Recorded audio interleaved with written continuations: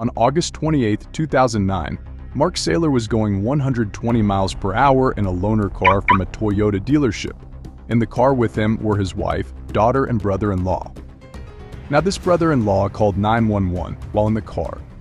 Now I have to warn you, what you are about to hear is horrific. 911 emergency, what are you reporting? Accelerator step. I'm sorry? Accelerator step. We're going 120, Mission Gorge. Mark was trying to brake, but the car wasn't slowing down.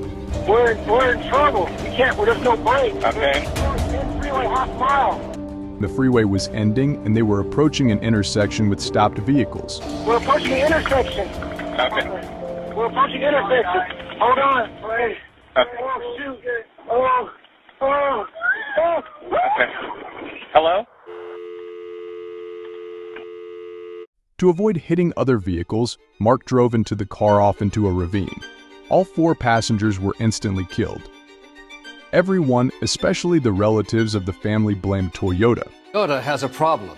Toyota's reputation. Toyota is saying about it. And pretty soon, more and more complaints came in. In the next 5 years, more than 90 people died in Toyota vehicles. 本当に申し訳ございませんでした。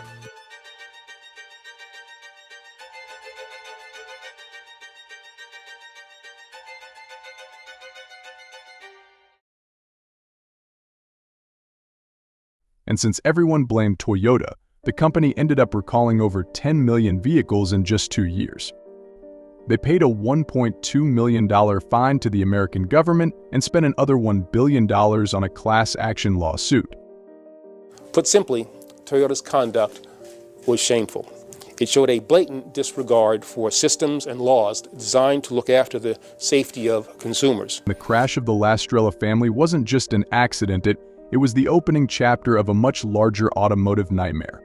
In Toyota, the revered brand known for its reliability, was thrust into the spotlight as authorities began to unravel the terrifying cause of this and several other similar accidents. It's in the aftermath.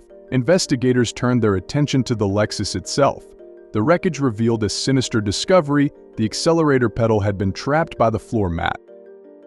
We're prone to slipping out of place and jamming the accelerator, causing vehicles to accelerate uncontrollably.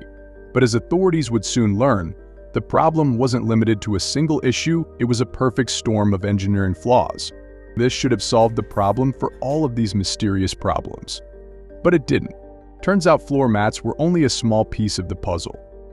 If your car is suddenly and mysteriously accelerating, all you have to do is step on the brakes, because in other cars, brake override is also known as a smart pedal. In these brake systems, sensors recognize when the gas pedal and brake pedal are being pressed at the same time.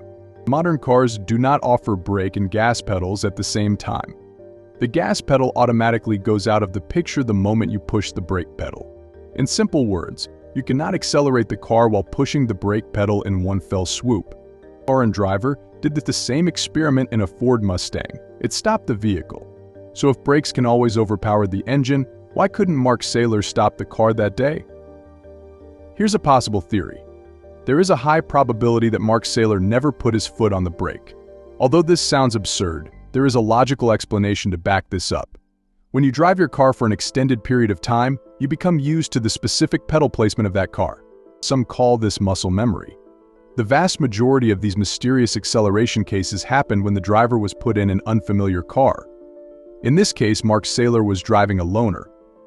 People get into unfamiliar vehicles without adjusting properly, and when they put their foot down on the brake, they sometimes unintentionally press the wrong pedal. In fact, there is research to back this up. In 2011, NHTSA released a report about the mysterious acceleration cases. They analyzed the black boxes in these cars. Black box is the device that stores the information before, during, and after an accident. And what they found in most of these cases was that the brake pedal hadn't even been touched. These drivers were unintentionally been pressing the gas pedal the entire time. But according to new data, it was found that Mark Saylor was in fact on the brake the entire time. But the power-assisted brakes stopped after a period of time. Power-assisted brakes draw power from the engine. But they all have a fatal flaw.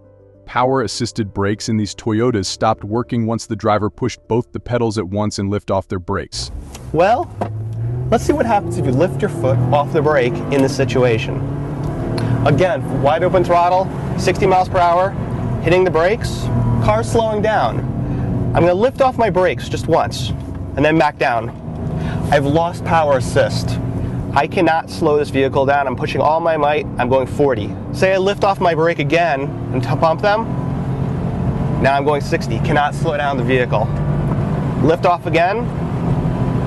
80 miles an hour. I'm powerless to slow this vehicle down. Now what does this mean?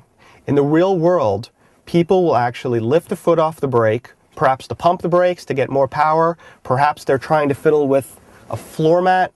But the point is when you lift your foot off the brake, even one time, you lose your power assistance and it becomes almost impossible to stop the vehicle. This safety mechanism disengaged itself in this scenario. So basically, Mark Saylor was a victim of floor mats and power-assisted brakes.